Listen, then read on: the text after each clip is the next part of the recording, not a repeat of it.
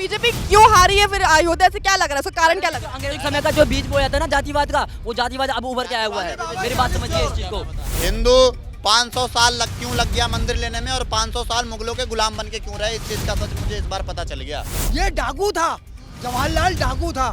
अंग्रेजों ने हमें खाने कमाने के लिए लाइसेंस दिए थे।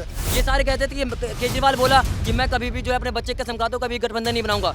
इसी क्या कहते हैं, अखिलेश यादव ने बोला था कि ये कांग्रेस पार्टी का इसको वोट मत देना, आज वो भी साथ में खड़े हैं। लालू यादव देख लीजिए, तो वो भी क्या कहते हैं घोटाला करके बैठे हुए हैं। अब बताइए इनमें से सच कौन है? ये डाकू था, जवाहरलाल डाकू था। अंग्रेजों ने हमें खाने कमाने के लिए लाइसेंस दिए थे।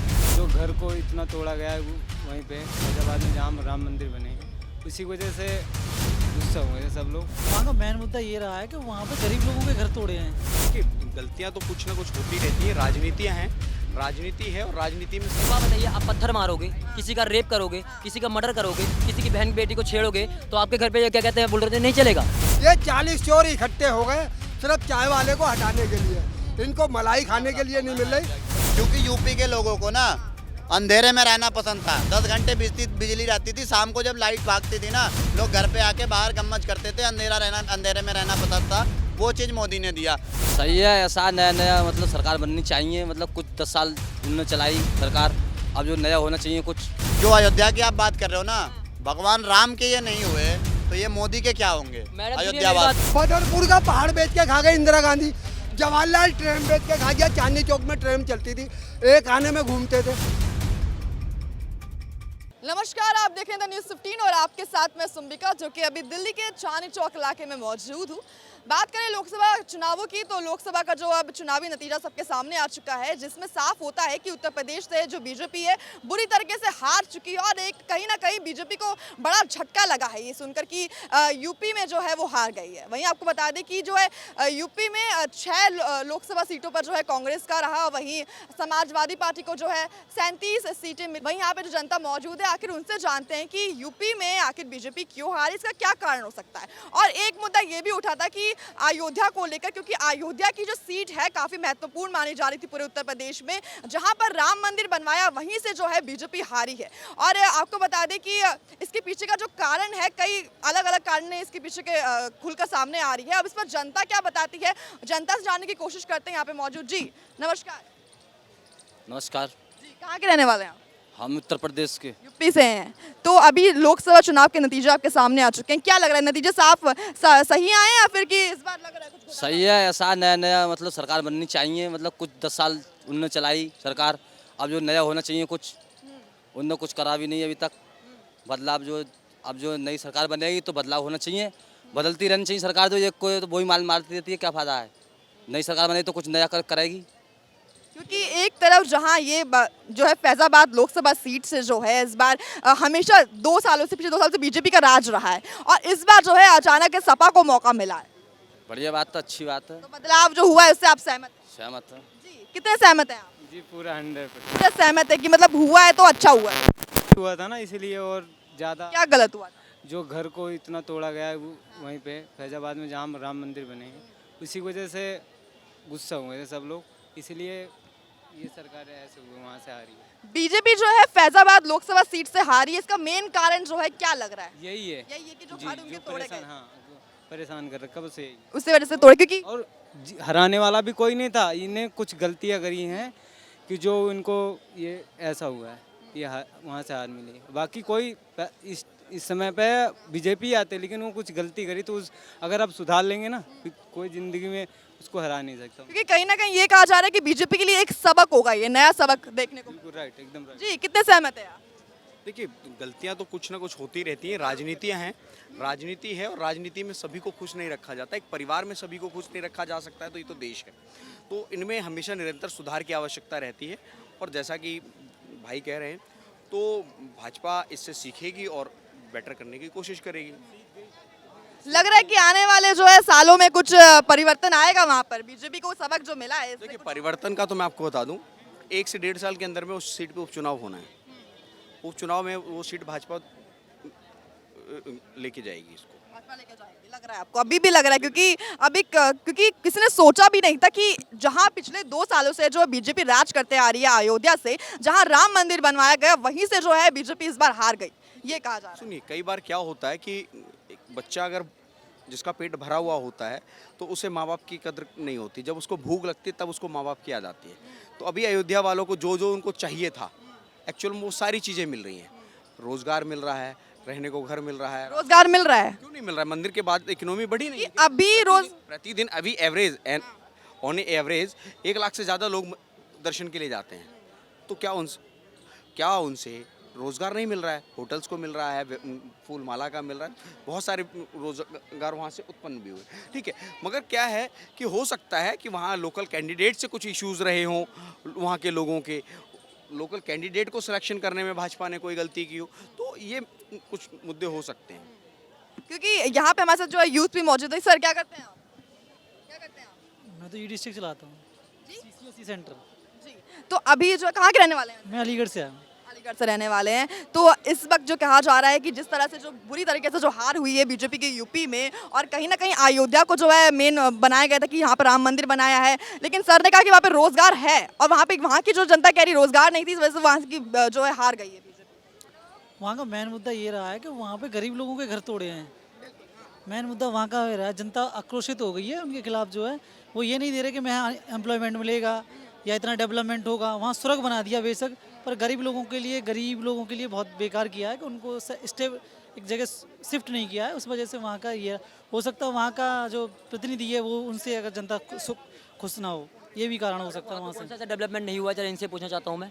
बताइए। घर तोड़ दिए हैं। एक बात बताइए, आप पत्थर मारोगे, किसी का रेप करोगे, किसी का मर्डर करोगे, किसी की बहन बेटी को छेड़ोगे, तो आपके घर पे क्या कहते हैं, बुलडोजर नहीं चलेगा। और बताइए, अगर अयोध्या में एयरपोर्ट नहीं बना क्या? पहले बना था क्या? वहाँ पर क्या कहते हैं, सफाई अच्छा से नहीं हुआ है क्या? अयोध्या में राम मंदिर नहीं बनाया है क्या? आप बताइए। लेकिन रोजगार को लेकर मुद्दा अभी बना कि कईयों की जो है रोजगार, कईयों की दुकानें तोड़े गए वहाँ पर। दुकानें तोड़े गए, जब वहाँ पे अवैध में अगर आप कब्जा करोगे तो तोड़े गई, बिल्कुल तो गए। और जो मुआवजा दिया गया उनकी बात कोई नहीं कर रहा है। तो मुआवजा कह रहे कि मुआवजा कम दिया गया, उनसे उनका कुछ भी नहीं होने वाला। कैसे कम दिया जा रहा है? वो वही लोग हैं विपक्ष वाले, पैसे लेके जो टॉफी लेके पापा बोलते हैं ना बगल वाले को। तो बीजेपी क्यों हारी है फिर अयोध्या से? क्या लग रहा है उसका कारण? क्या लग रहा है? अंग्रेजी समय का जो बीज बोया था ना जातिवाद का, वो जातिवाद अब उभर के आया हुआ है। मेरी बात समझिए इस चीज को। ये है 40 चोर, ये 40 चोर इकट्ठे हो गए सिर्फ चाय वाले को हटाने के लिए। इनको मलाई खाने के लिए नहीं मिल रही। इन्होंने ये सत्ता किसकी चलने दी है? सत्ता से हटने के बाद में ये पागल हो जाते हैं। जैसे भूखा भेड़िया होता है ना, वो शेर का भी शिकार कर लेते हैं। 40 चोर, 40 भेड़िए मिल करके। यही कहानी इनके साथ में हो रही है, मोदी के साथ में। मोदी ने वो काम करा है जो 65 साल में इनके बाप दादा नहीं कर पाए। क्या काम किया? किस काम की बात कर रहे हैं आप? सबसे पहले हमारी मोदी से मांग थी 4000 का जुर्माना होता था रेडी वाले पे। रेडी 1000 की, जुर्माना 4000 का, समझे?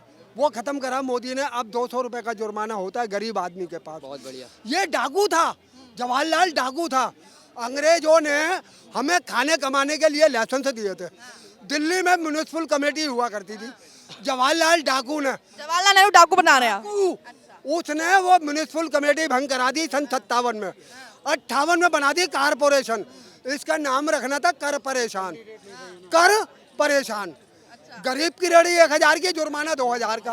अंग्रेज चले गए, डकैतों को छोड़ गए। ये चंबल के डाकुओं से भी ज्यादा खतरनाक थे। वो तो रात को लूटे, ये दिन में लूटते थे।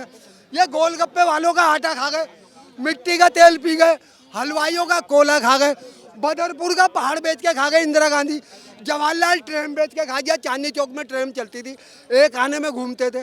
तो अभी भी कहा जाता है कि मोदी जो है कहीं ना कहीं जो रेलवे कॉर्पोरेशन उसको बेचकर जो है देश को बेचना चाहते हैं। इनसे जरा ये बच्चों से पूछो, इनके बाप दादों ने बताया वो 100 रुपए की साइकिल नहीं खरीद पाए, कमाते कमाते मर गए। 100 रुपए की साइकिल एटलस की। लेकिन अभी भी वो छोड़ दो, पहले बात सुनिए पूरी, उसके बाद में बोलना। 100 रुपए की साइकिल एटलस की, डायनोमा लगा हुआ, ऑटोमेटिक लाइट बनती थी उसमें, वो नहीं खरीद पाए। आज 10-10 हजार रुपए का बच्चे, जरा से बच्चे पैदा होता है पीछे, पहले उसके हाथ में फोन आ जाता है। वो पैसा कहाँ से आता है? चोरी करी है उसने बच्चे ने, डकैती मारी है, या वो कोई नौकरी कर रहा है। पैसा कहाँ से आ रहा है? कहाँ से पैसा आ रहा है? पूरे देश को लूटा। जवाहरलाल ने तो महिलाओं के जेवर तक उतरवा लिए थे। हाँ 62 में जब चीन ने हमारे ऊपर हमला कर दिया, पता है क्या कहता है जवाहरलाल? भाइयों बहनों, देश को खतरा हो गया है, रुपया पैसा सोना चांदी हीरा मोती दान करो। लोग वतन से प्यार करते थे, जान देते थे वतन के लिए। उन्होंने कहा देश है तो हम हैं, देश है तो हमें। उतार उतार के जेवर ऐसे फेंक दिए जैसे कोई फटा हुआ कपड़ा उतार के फेंक रहा है। और ये ट्रक भर भर के ले गए डाकू, ट्रक भर भर के। ये दुनिया की दौलत इनके घरों में भरी पड़ी है। सबसे ज़्यादा अमीर चौथे नंबर पे कौन है? सोनिया गांधी। आमेर के किले का 75 में इमरजेंसी ने जो खजाना निकलवाया इंदिरा गांधी ने, वो खजाना कहाँ है? लेकिन ऐसे विपक्षी पार्टी कहती है कि संविधान तो अभी भी खतरे में है कहीं ना कहीं। कहाँ खतरे में है मैडम, जरा बताइए। कहा जाता है कि विपक्षी पार्टी खुद के राहुल गांधी के कॉन्फ्रेंस में बीजेपी के पास कितनी मेजोरिटी आपको पता है? अगर करना होता तो पहले ही करते थे। 10 साल हो चुके हैं ना।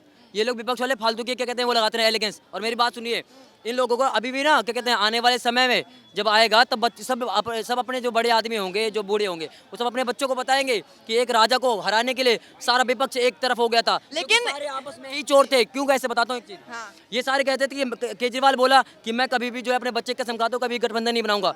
इसी क्या कहते हैं अखिलेश यादव ने बोला था कि ये कांग्रेस पार्टी का इसको वोट मत देना। आज वो भी साथ में खड़े हैं। लालू यादव देख लीजिए तो वो भी क्या कहते हैं घोटाला करके बैठे हुए हैं। अब बताइए इनमें से सच कौन है? सारे के सारे बना के बैठे। और सुनिए, इनके पास टोटल 26 लोग खड़े हैं इस गठबंधन में। और अगर देखा जाए ना तो इन लोगों के हाथ में जो कटोरा है ना उसमें से 9 सीटें आई हुई हैं। अकेला राहुल गांधी के देखोगे तो 99। अगर अकेला राहुल गांधी लड़ता ना तो मोदी जी कब का हरा चुके थे। 240 सीटें हैं मोदी जी की। अब बताइए डेवलपमेंट कहाँ? क्योंकि इस बार कहा जा रहा है कि कहीं ना कहीं बीजेपी आगे आई है तो उसके पीछे एनडीए का हाथ है। एनडीए के भरोसे जो है इस बार जीती है।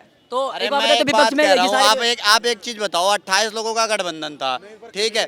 देश के सबसे बड़े बड़े नेता उसमें शामिल थे। अखिलेश यादव, हमारे पंजाब और दिल्ली के विजेता हमारे श्री केजरीवाल जी, ठीक है। टीएमसी थी वहाँ की ममता बनर्जी। ये लोग मिलके, ये तीनों लोग मिलके सिर्फ एक चेहरे को बीजेपी की पार्टी को पीछे नहीं कर पाए, ठीक है। 240 उसका है और 233-34 शायद इनका है, ठीक है। एक बंदे को आप नहीं हरा पाए, उसके बाद आप बात कर रहे हो। कहाँ गए अखिलेश यादव जो नारे लगाते थे कि 400 हार है इस बार बीजेपी, कहाँ है? लेकिन अखिलेश यादव ने पिछले लोकसभा चुनाव के मुताबिक इस बार ज्यादा सीटें जो है हासिल की है, कहीं ना कहीं आगे आए हैं वो। अरे मैडम आगे तो आए हैं, वो चीज़ तो मैं मानता हूँ आगे आए हैं, क्योंकि यूपी में उसकी दोगलापंती हुई है, सीधी सी बात है। क्यों? क्योंकि यूपी के लोगों को ना अंधेरे में रहना पसंद था। 10 घंटे बिजली रहती थी, शाम को जब लाइट भागती थी ना लोग घर पे आके बाहर गम्मज करते थे। अंधेरे में रहना पसंद था। वो चीज़ मोदी ने दिया।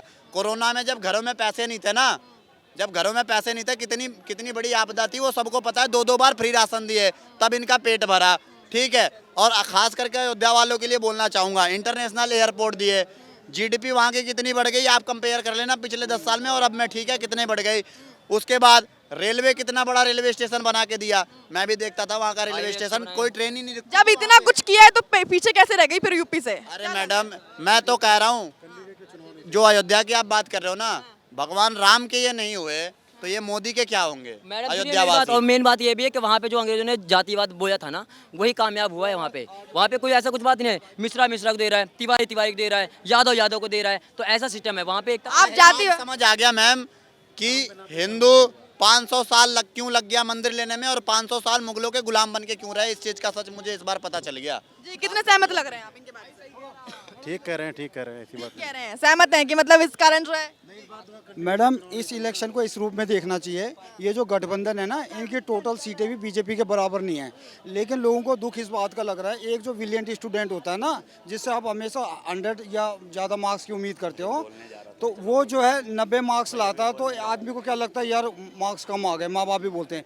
एक बच्चा जो हर बार फेल हो रहा हो, इस बार थोड़ा सा जो है प्रोग्रेस करता है ना, तो उस घर में जो खुशियाँ जैसी हो जाती है। वही हालत जो है इस टाइम में जो है फिलहाल कांग्रेस के साथ है कि इस बार थोड़ा उनको लग रहा है कि जो है उनका ये जो है लॉन्च हो गया। क्या नाम है उनका? अरे तो उस लड़के के पीछे, उस लड़के के पीछे भी तो अंकल देखो कितना सपोर्ट है, सारे मास्टर प्रिंसिपल सारे लग गए। ये अभी तब भी नहीं हरा, ये 50% भी नहीं दिला पाए। ये आने वाले टाइम में फिर वैसे ही हो जाएंगे।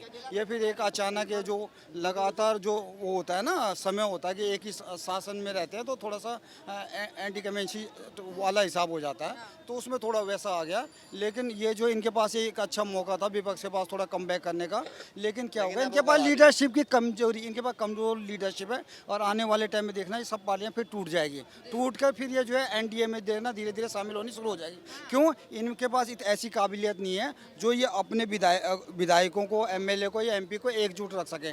इसका उदाहरण आपने पिछले 2-4 साल में देखा ही होगा। इनके पास ना अपने एमएलए का संतोष दूर करने का है, ना एक अच्छी जो लीडरशिप होती है ना उसकी कमी है। और आप देख लेना 1-2 साल के अंदर आपको ये नजर आएगा कि कांग्रेस के इतने एमपी जो है तोड़ के उन्होंने अलग बना दिया, फलाने के एमपी ने इतना बना दिया।